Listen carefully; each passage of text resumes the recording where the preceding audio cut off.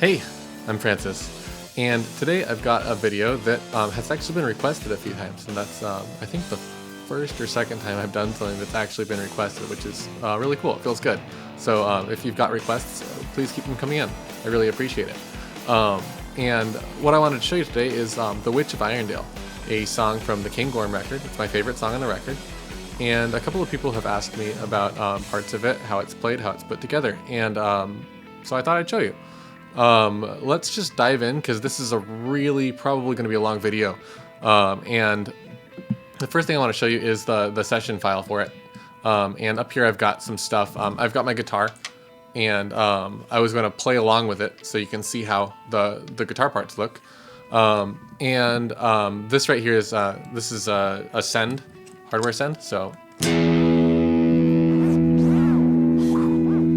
So that's, I'm just turning the control on the it's not an echo rec. It's a Strymon Volante. I use it as an echo rec. It's got some really good, it's a really cool delay pedal, basically. And you'll see up here this horrendous looking thing, and this is a tempo map. So this song was recorded live, and a big part of the magic of the recording to my ear is coming from that. So that can be really hard to recreate, and I understand that.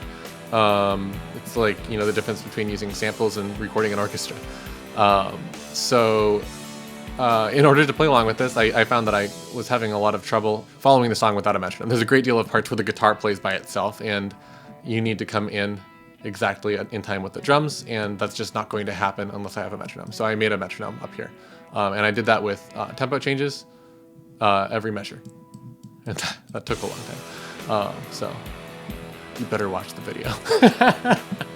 I have a custom action up here that helps me with that. It's called Custom Tempo Mappy Boy.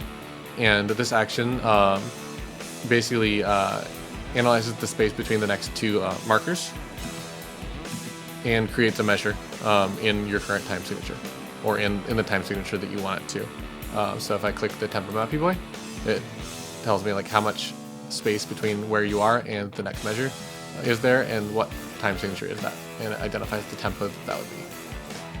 So if I do that again here, now that my marker is on the same place as the playhead, it's going to identify that measure as 132.44 BPM, which is what I have it listed as here. So I basically just go through and click that marker on each measure, and it creates this tempo envelope, basically. I fine tune it using another action. It's what's it called? I forget. I borrowed it from Andre Beller. I'll link to his channel in here. It's really cool. It lets you move around your grid. So thanks, Andre, for that tip. Andre's in this band too. So am I. Shameless self-promotion. So anyway, I'm just going to start out by playing along with this, and I'm only going to do the first half of the song for today. If anyone wants the rest of the video, maybe I'll just show you how the riff goes, because this is just sort of an ostinato for the second half of the song, and basically improvisation on an ostinato. So I don't want to go into the details of the composition when it's basically like mostly improvised. Okay. I think that we are ready to just go for it. So I'm just going to hit record here, and I'll try to stand in a place where you can see the guitar. And I'll explain each part afterward. Let's see what happens if I record.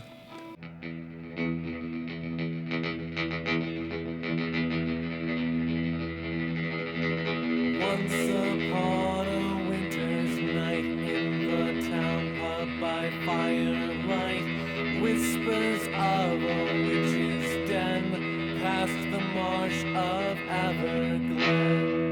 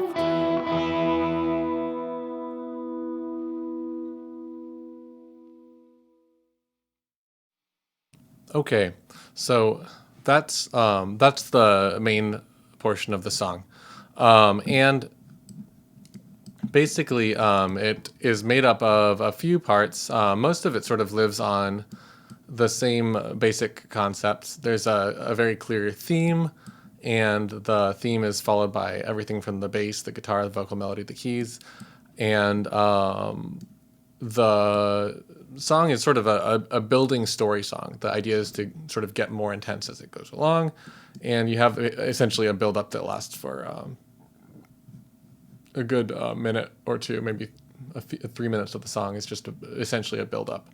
And we essentially first state the theme in the vocal melody against a sort of like a scrape on the pick on the low E string. And you'll see my hand on the frets over here. I'm not pushing anything down. I'm just muting strings 1 through 5. So it's just that one string that that sounds. If you don't have that down, you just kind of hear the sound of the guitar ringing out, and that's not desirable for what I was going for. After that, we have that main riff here. And that riff is essentially played in parallel fourths.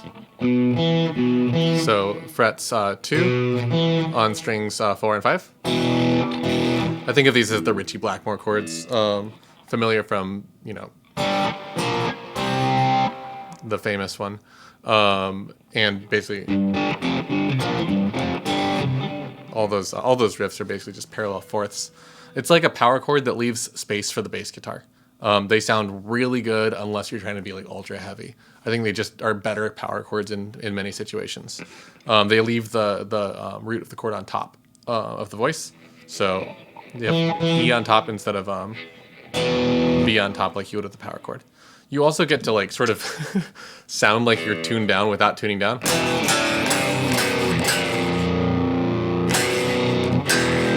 And I really like that. Once you have a bass guitar under that, it's just like it's an intense sound, I think. And the idea here is intensity, and the riff is just very syncopated.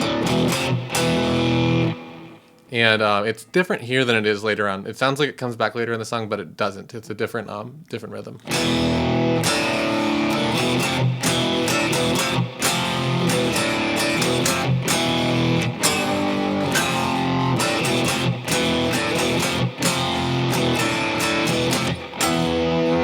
And we skip beats a lot in this song. I think that's right over here. There is a bar of 2/4 at the end of most of the phrases in the song. So there's just an extra 2 beats. So we have a total of 7 bars of 4 plus a bar of 2. Same idea happens again. So it skips 2 beats and jumps up an octave. I'm playing that under my 3rd and 4th fingers, and then with a bar. That bar is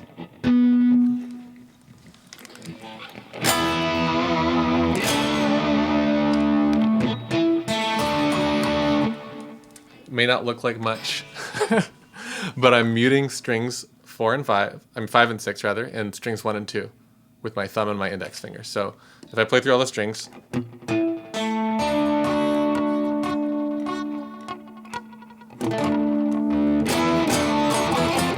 I'm strumming through a lot of it to get that scrape, and I'm only playing 2 of the notes. That's really hard if you're not an advanced guitar player. Don't worry if you get some extra notes or have to find a different way of playing that. I think that's one of the harder parts of the song, and that might seem weird, but there's a big difference between that and that. Well, the first one is what you end up with if you don't spend a lot of time practicing those left-hand finger mutes. I use my right hand to help a little bit under my palm, and on that part I'm using a great deal of vibrato on the bar.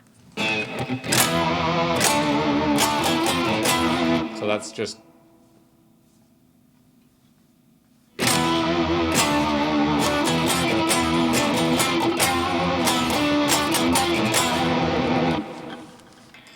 basically just more Richie Blackmore-isms, I suppose. He's just one of my favorite sounds in rock guitar, and I think that he's a good musician to emulate in a lot of ways. Richie Blackmore and Brian May are probably my two favorites as far as hard rock sounds. I think that they both do a good job of hanging back just enough and identifying when flashiness is going to take away from the song.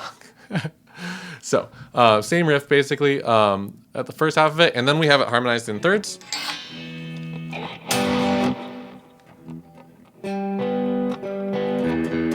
With that pedal tone.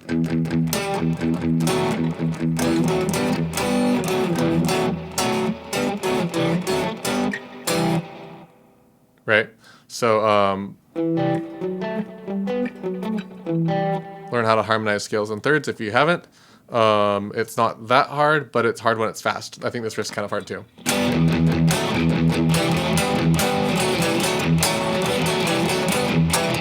This is the hardest part of the song, the next transition. Straight up, the hardest one. And it's essentially like a patch change, but it's a really natural one that happens by rolling the gain off using my volume pot. I'll show you what that looks like slowly.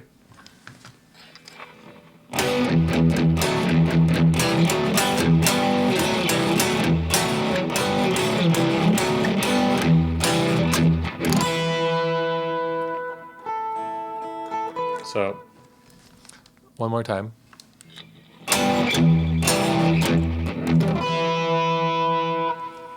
You see what my pinky's doing there? Whoops.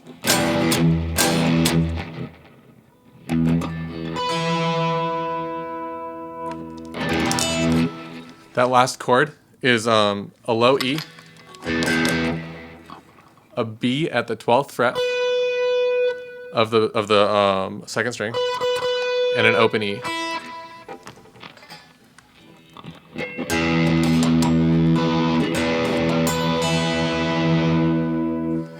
And I'm rolling the gain off as I strum through the chord with my pinky.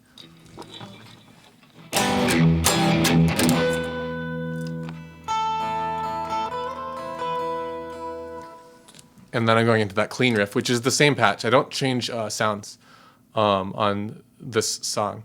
Most of the songs I'll put on like a solo channel or something like that, where I add a little bit more gain. But right now I'm playing out of a Strymon Iridium with a DI, so I am not quite getting the same reactions that are on the album. The album is a Vox AC30 with a Rangemaster, which is sort of like the 1970s hard rock sound. It's a Stratocaster Rangemaster AC30. It's one of the sounds that's good.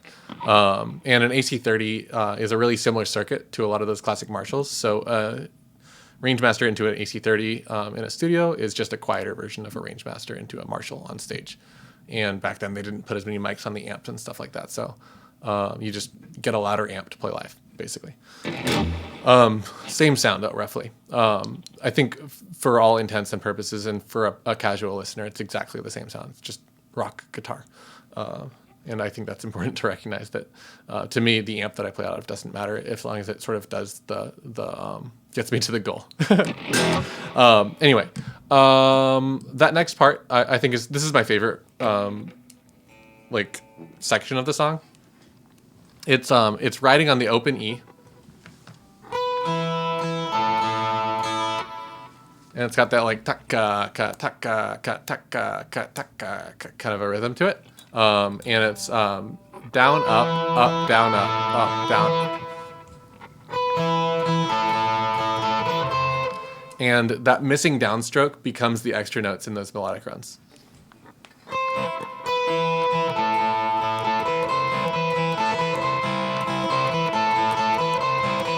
So, just...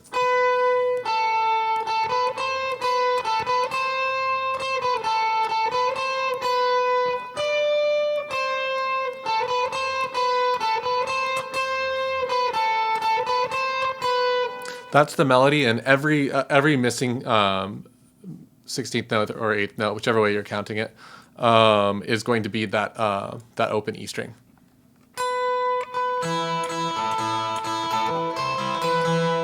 So the lick changes a bit under the singing.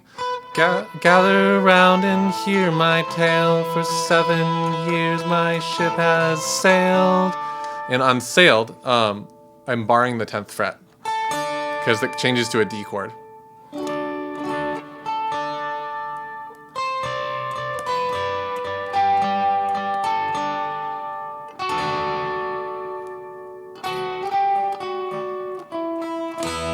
And then we end up with this power chord here. It's an E power chord. Essentially the same as open E power chord, just without the low notes. And then repeat.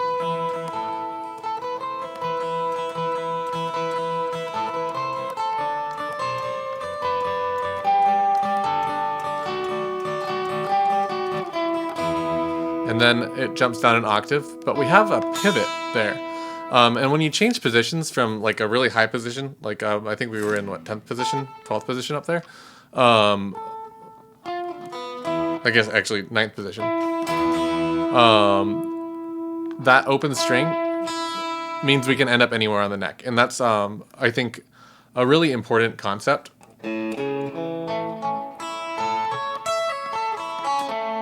That you can change positions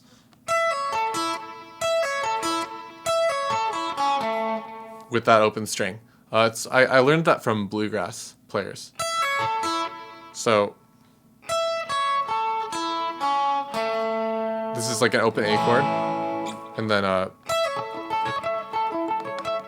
big A arpeggio up here. And instead of playing here, I'm just playing the open E string.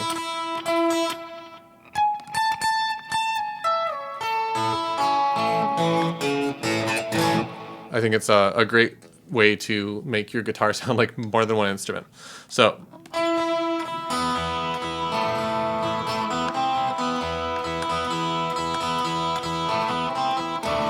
right there I'm playing sort of a D add 9 kind of a shape.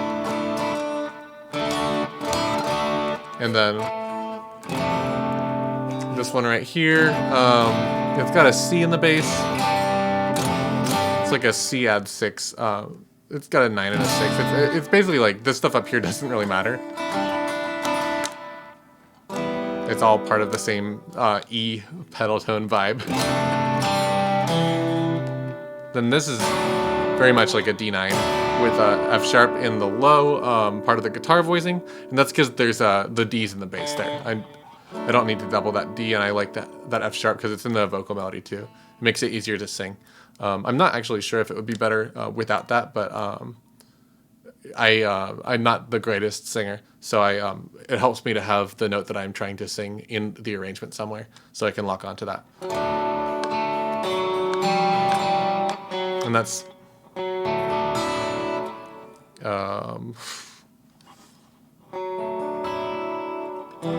kind of a weird fingering for that chord, isn't it? Probably easier without the pinky, but I end up in a situation where the pinky makes sense. And then the next part's the easy part.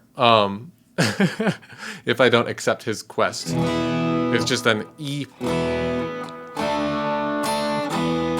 and a D. It's like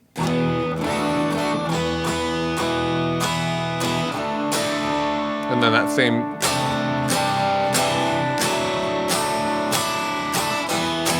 basically just E, D, and then that melody over the C to the D. And at that point, we end up at the next little guitar break. And this one's really hard too. I need to stand up. My strap isn't correct.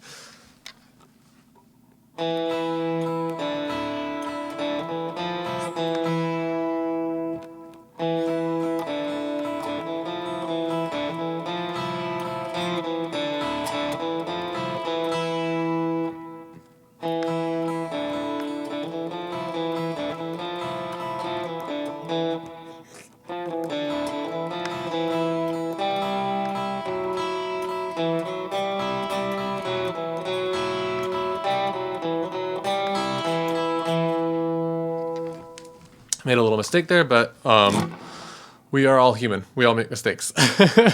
I am not performing the song right now, and I would practice the bejesus out of this if I was planning to play it on stage. But I'm just showing you how I recorded it a few years ago. This was recorded in 2018, by the way. I know the album came out last year, but this recording was 2018. Just takes a long time to publish stuff sometimes. So basically, switching sort of between minor and Phrygian. I don't care about modes and scales when I compose. I look for the note that sounds right. And modes and scales can be an excellent sort of a training wheels if you're having trouble finding notes that sound good, because if you use those, all the notes will sound good. I just think that if everything sounds nice, then there's no conflict. And in some situations, like this song about sort of going on an epic quest that was created by a demon to save the farm girls or whatever it is, a little bit of conflict is appropriate. So this part's kind of weird because I switched from my like rock guitar to my classical guitar.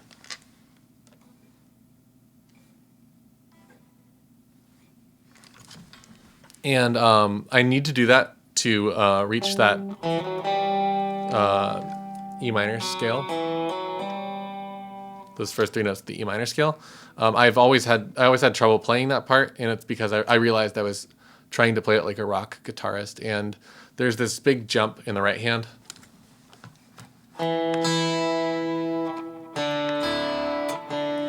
From string 4 to string 1.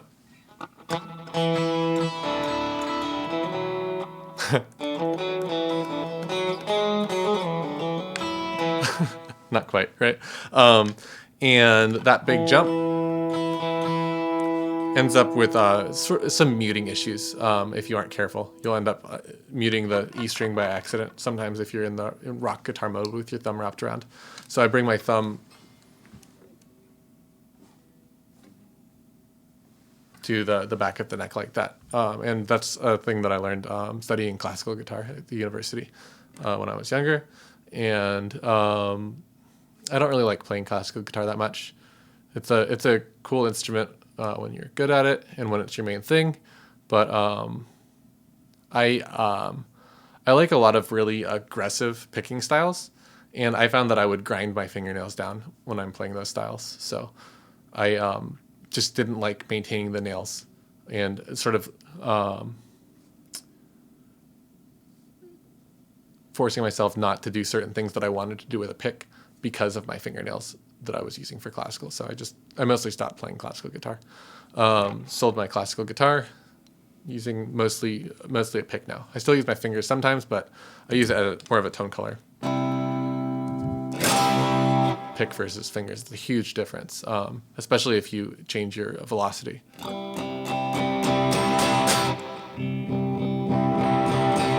It's almost like having an extra tone control.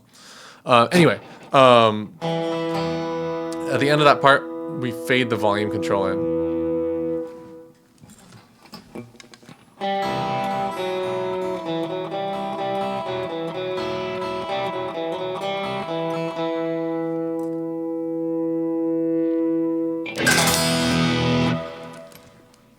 And then this arrangement over here, I want to show you. I'm going to show you without the vocals and without the, this is the original guitar track in here. I'm going to show you without the guitar I just recorded, or this.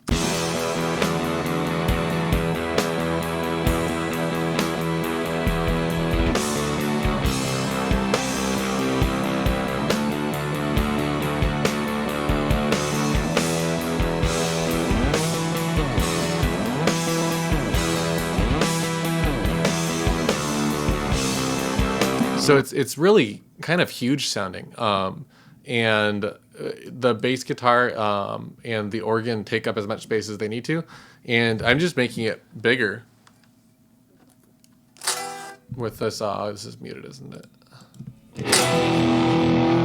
and I'm playing just a big full E minor chord. Usually with a B on the bottom because the bass has that low E. I never play the high E string here. It's just too far above the melody. It gets in the way.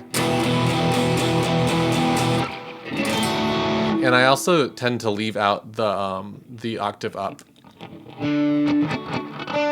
So I'm playing that. And then I'm moving this sixth around.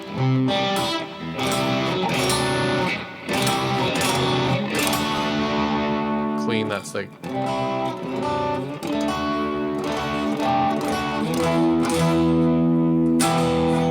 and on the repeat over here. That's the wrong spot.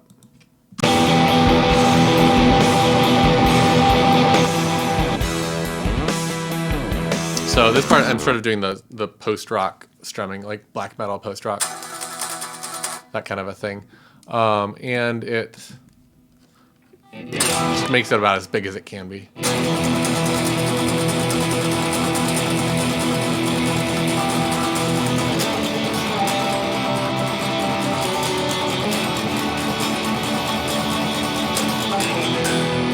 And ending up on this big power chord. When I'm playing those big low open power chords, I'm muting string 3.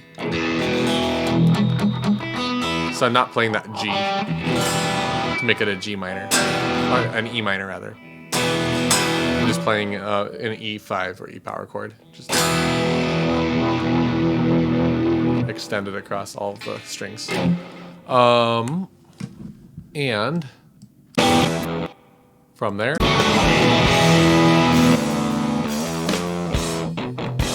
right there, the bass sort of takes that theme. And we go back to the beginning riff, or so it seems. It follows the vocal this time instead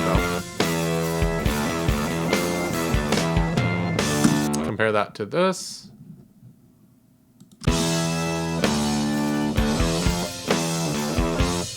So there's this different syncopation here, because I like this riff more, but I didn't like the way it sounded as a vocal melody, so I changed the rhythm of it on the repeat. So, old gray witch of Irondale cackles by the hearth. Old gray witch of Irondale cackles by the hearth. No, I wanted cackles by the hearth. So, old gray witch. Oh, whoops, that's the wrong spot.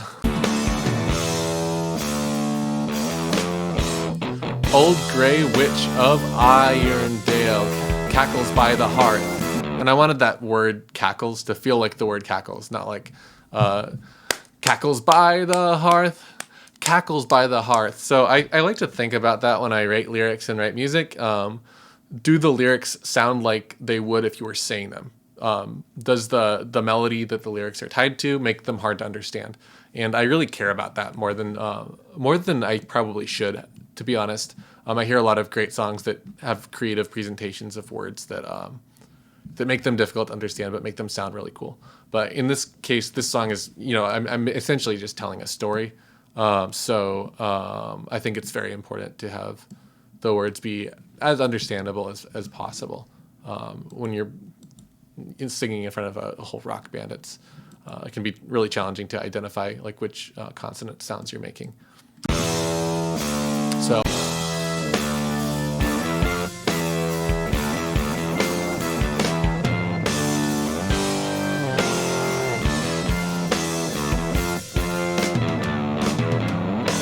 This riff is the same note. It ends a little bit differently.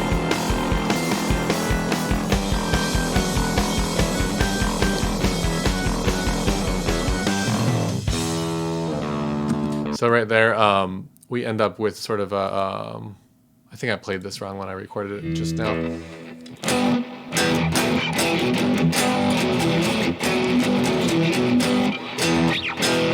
It should be that, basically.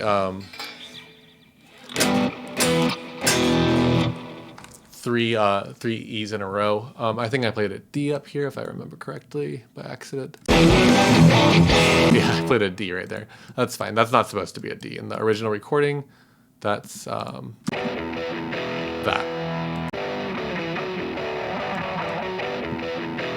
And in the original recording, you'll also notice I'm playing through a phase shifter. I didn't feel like getting that and plugging it in right now, to be honest. That's the only reason I'm not using it. And it's also like pretty lo-fied up. A lot of like hardware processing on these. So this is already sort of EQ'd in the mix and stuff like that, which is why it sounds so much smaller. Guitars don't need to sound big to fit in a mix. That's really important to know. Anyway, I didn't sort of smallify this guitar very much. So it's really huge sounding, like stadium rocky, I guess. But I think that's good because I'm featuring the guitar in this video. So it lets you hear it in front of everything else. So right here, the bass guitar restates the theme.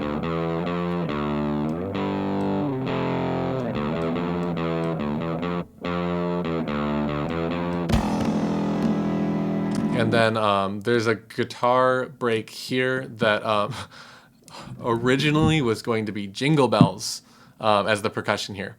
Thank you, Dylan Marks, the drummer on this recording, suggested doing this instead. He said he hates the Jingle Bells and was like, hey, I've got this drum. Yeah, it's sort of like it's like a hand drum. I don't remember what kind of a drum it is. It's sort of generic hand drum, I guess. And he came up with this drum solo for it. I'll put that video of him recording it in here.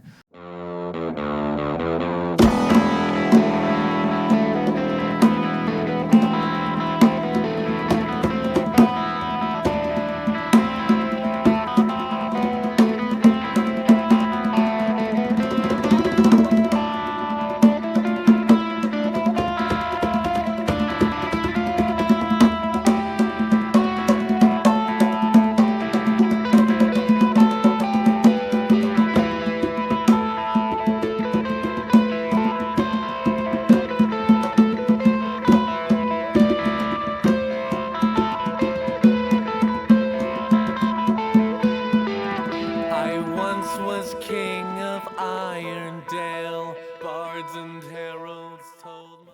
This was sort of an idea later on. He sort of let me know, like, hey, I came up with like a hand drum part for your guitar break. And I was like, cool. And then he played it. It's fucking awesome. So here we are. This was all him.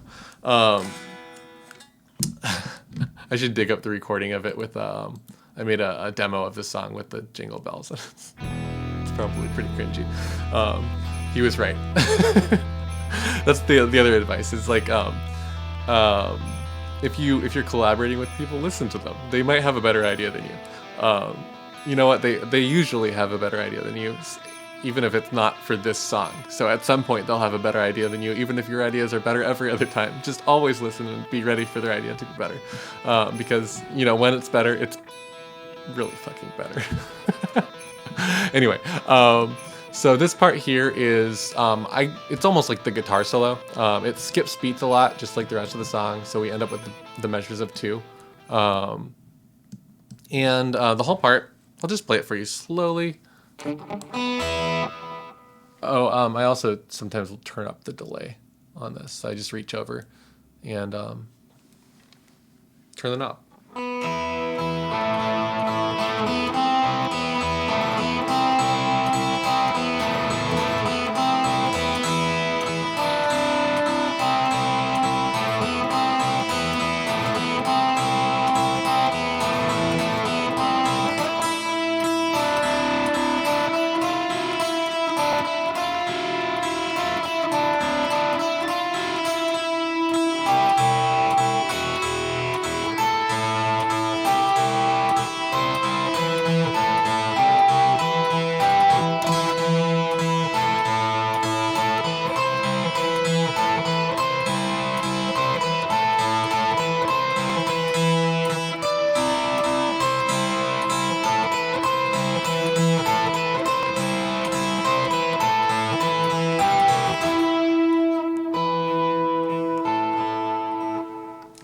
And that part there where I roll the volume back is where the vocals come back in.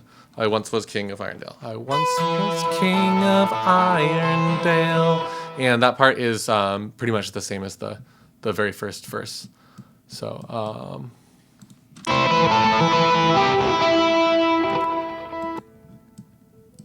I have the vocals muted, don't I? I once was king of Irondale. Bards and heralds told my tale. Know this story of my fall. I'm only human after all. And that's basically the first portion of the song. And like I said, this is going to be an enormously long video, especially if I go through this part. This is just basically another theme. I considered making this a different track on the album, but I was talked out of it. And it's basically just the same riff over and over again, the space riff.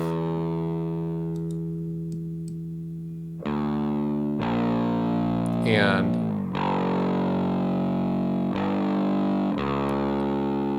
essentially, as that riff plays, it's built up upon by all the other instruments. It's delightful. It just lasts forever. I could play this part for a very long time without getting bored of it. And there's a melody that goes over the top of it. Something that happens when you record something and publish the recording, that sort of becomes the way people know the song. There's actually a mistake. The keyboards play a wrong chord and there's a mistake in the melody, and I didn't, I don't know why I didn't catch it. I think I really wanted the recording to be live, and it's played incorrectly in here. So if I ever re-record this, or if you see it live and you think that, oh my God, this keyboard part's wrong, it's wrong in the recording. So there you have it. Anyway, there we go. Is there anything else I want to point out? Yeah, let's look at the drums real quick. I want to shout out to Dylan Marks again. Doesn't that look like someone just did that? Or drawing like a automation line or something like that? That's just live Dylan. He's a fucking machine. Look at how clean those accents are. It's just like such a perfect fade in. Let's just appreciate that. Like, it's so satisfying. Watch.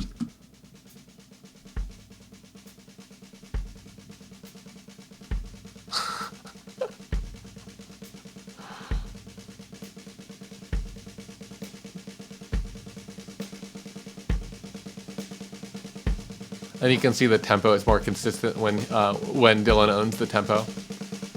The parts where I'm playing solo guitar, the tempo is a little bit less consistent.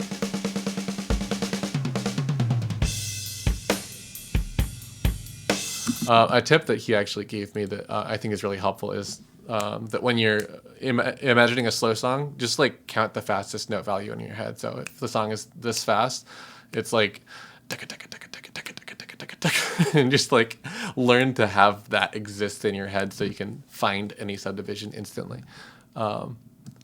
And that's one thing I wanted to point out. I'm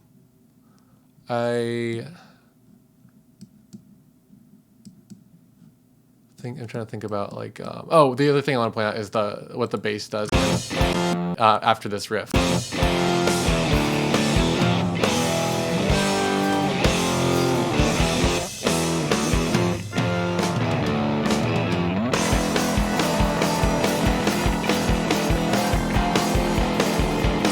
So pulling the keys and the guitar out.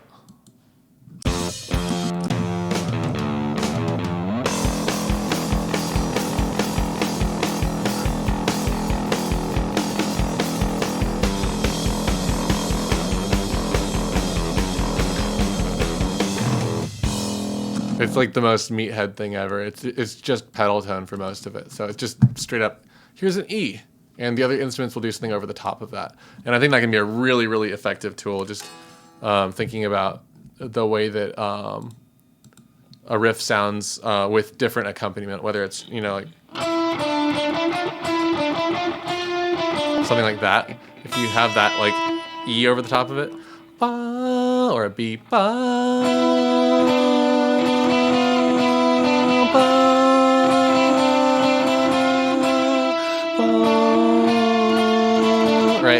different notes staying still against a melody line. Just they all sound different, and sometimes they're a better choice than following it exactly. And this is more like the Black Sabbath approach, where everything sort of plays in unison. Bum, bum, bum, bum, bum, bum. And that sounds really heavy. And this sounds really like driving, I think, over here. So I really like that about it. Anyway, shoot. Anything about the session I want to do? This isn't the original session, obviously, I think, because I added the tempo map so I could play guitar along with it. These stems are created for more tracks. This wasn't done with as few mics as it looks like. So, I mean, the drum kit was mic'd up with a kick in, a snare top, 2 overheads, stuff like that. And this is a mix down of the drums. You can see that the separated kick in exists over here.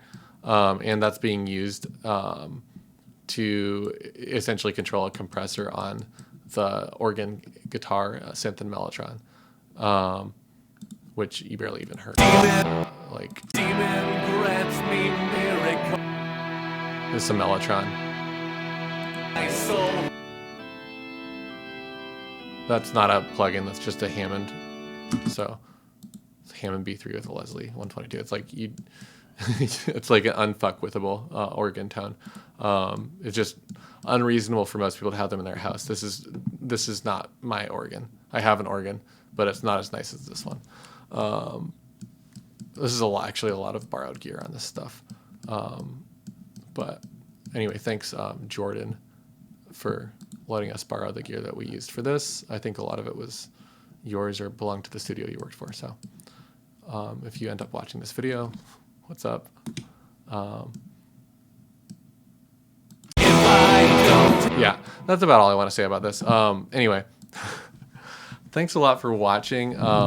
Let me know if you have any questions about the song. I was thinking about putting together some tablature for this, but I think it might be too much work for what it's worth. If a million people asked for it, I might make a video of myself playing it closer up, and I might make tabs of some of the really hard parts if people really need it. But it's kind of,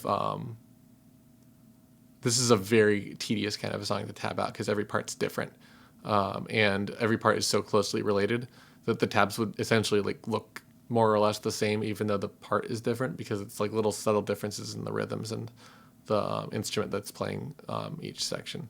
So I'll try to answer questions as best as I can in the comments, and